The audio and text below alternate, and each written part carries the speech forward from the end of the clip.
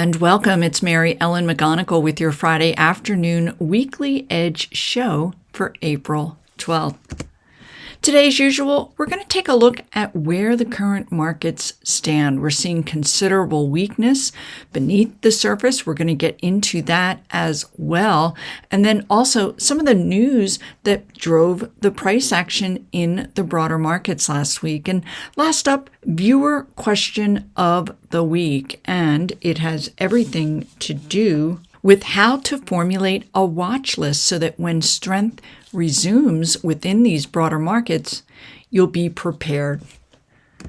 So first up, taking a look at some of the news from last week, we did get key inflation data by way of that CPI, Consumer Price Index, and it came in quite a bit higher than expected, mostly due to higher prices for consumer goods as well as services. And this was not good news for the markets because higher inflation means a pushed out potential date for interest rate cuts, and hence we did see rates rise. Also, the Federal Reserve, their latest meeting notes were released last Wednesday, and it was shown that the Federal Reserve does need to see more data confirming that inflation is moving closer to their 2% target. And certainly that CPI number did not do that. Also, we did get another inflation data, producer price or PPI index, and it was not as damaging as CPI, as it didn't show that inflation pressures are there, but it certainly did not show inflation receding. Other news last week that hurt the markets was the fact that we are seeing considerable geopolitical strife continuing to take place in the Middle East. And then also we're hearing that traders are beginning to think that we may not see interest rate cuts this year at all. Also, we are next week going to see some retail sales data for March, and a number of housing and home construction related data is also due to be released next week. Fed Chair Powell will be speaking at an event on Tuesday, and we will hear comments from 10 other Federal Reserve officials that will be speaking at various events. Also not noted here, but is the fact that earnings season will pick up a bit more. So we anticipate continued volatility going into next week. So from here, let's go ahead and take a look at those markets and see where did we close for the week. And here we are. This is a daily price chart of the S&P 500. We did close the week below this key 21-day simple moving average. We undercut the 50-day, and this is a very key area of potential support. However, we closed just above it, so we are continuing at this time to find support above that key 50-day. However, our RSI has moved back into negative territory below 50, and we have this MACD. It's in positive territory, but it is certainly trending lower. So yellow flag by way of caution for the markets at this place at this time. Now, let's go ahead and take a look beneath the broader markets and look at these 11 sectors. This is a daily price chart view, and I've added a relative strength indicator, and we can see that energy is up here at the forefront. And what we can also see is we did see a pretty sharp pullback today, down 1.63%, not entirely out of line given the overbought conditions that we are in this sector. However, overall, that trend does remain to the upside. We can take a look at other sectors that are potentially on the move, and healthcare, this lower right quartile here, are your weaker sectors. Healthcare is continuing to slide. Another pullback last week. It was down 3.3%. And this is that key 50-day support that was broken that I highlighted in my previous report.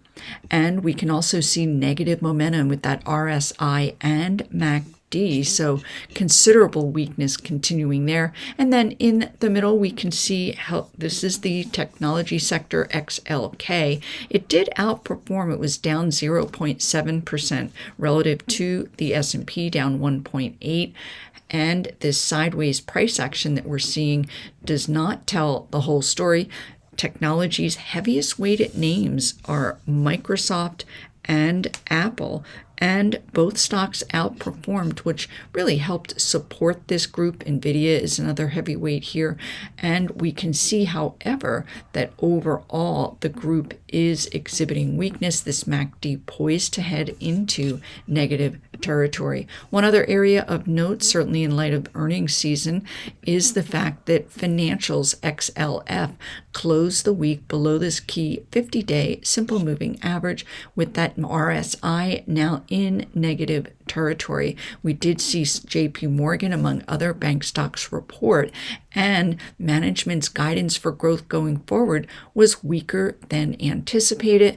And I'll share with you the banking industry group chart as we move forward. And let's go ahead and do that. I'm going to share with you another view of the markets, drilling down further. We're using ETFs to really spot where that relative strength versus weakness is taking place. And here we are with Brent crude oil still remaining up here close to that $90 range. And certainly this elevated rate for the price of oil is beneficial to a number of underlying stocks in this group. However, as you can see, the overall sector could be seeing at the very least a pause.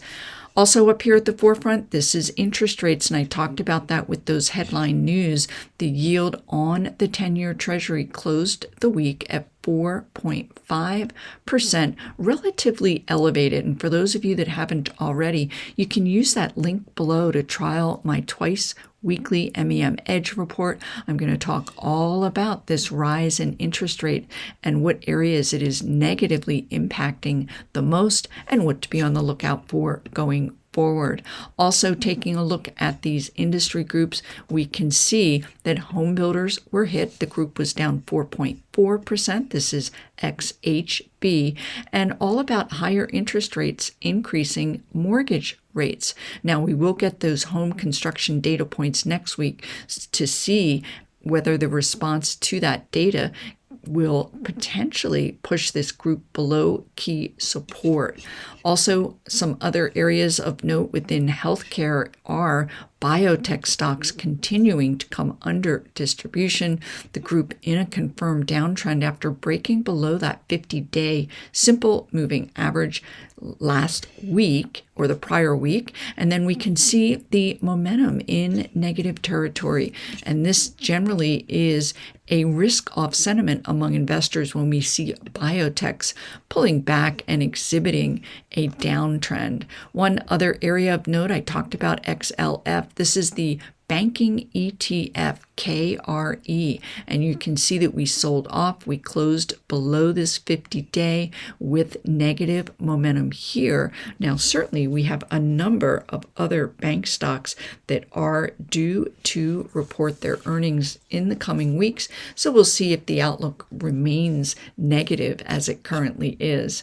As far as question of the week, this is all about ways that you can put together a watch list so that when the market's strength resumes, you'll be prepared to take advantage. So I'm going to share with you a couple of stocks and why they are top on my watch list. First up here is NBO. This is a large cap ADR pharmaceutical company, Novo Nordisk, and a couple of things of note here. And this is the fact that the stock has been generally trending lower. We certainly are well below this peak in price at the beginning of last month, but we are finding support above this upward trending 50-day simple moving average. That's good news. And this sell-off is also in line with the overall sector. We looked at XLV, and that's something you want to see as well. If it's deteriorating more than its peers, it would not be as interesting. So let's go ahead from here, and I'll mark up what to be on the lookout for In the event that we see the broader markets and the healthcare sector resume its uptrend, first up, we are going to be on the lookout for NBO to close above this shorter-term 21-day simple moving average, but we also will want to see that RSI get back into positive territory above 50, and then last up a MACD bullish crossover, and that's going to be that black line up through the red to signal a new uptrend has been in place. And always, you will want to use historical precedents as your guide. We had a downtrend reversal take place at the end of December in this stock, where those three characteristics did signal a new uptrend. And then at this point in time, there also was bullish news about underlying approval for their drugs, and that would certainly be a very added benefit to any downtrend reversal that may take place. Another name that is on my watch list is in that financial group, but it is an investment banking related firm, and this is KKR. And of note here, when I'm screening for stocks, I do need to see high growth estimates, and this fits that profile. But also of note is the fact that the stock has been in a back and fill period. While other areas of the market have been deteriorating, we are still really digesting this overbought condition that took place, and this is true for any number of names from that November into the beginning of March period. At this point in time, the stock is now exhibiting further weakness with an RSI that's below 50 and that MACD heading downward. And again, using historical precedents as your guide. Here we are with a downtrend reversal that took place in the beginning of November, where the stock closes above its 10, 21, and then 50-day simple moving average. That RSI enters positive territory, as does the MACD, which preceded a nice lengthy uptrend. That's it for this week. Everyone have a fantastic weekend. If you haven't already, use that link below to trial my MEM Edge report, and go ahead and hit that like button if you like what you've seen. See you next week.